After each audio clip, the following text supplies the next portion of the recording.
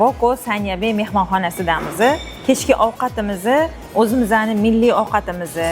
Kesanglar agar qiynalmaysizlar, shirin borsht, salat, sezar, qozon kabob, dimlama, hamma ovqatlarimiz juda ham shirin, ko'nglimizdagidek.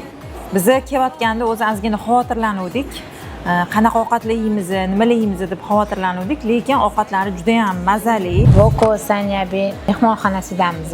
Milliy taomlarimizni hammasini shart-sharoit yaratib qo'yishibdi. Kattakon rahmat. Sizlar ham kelinglar, maza qilib dam olib ketinglar.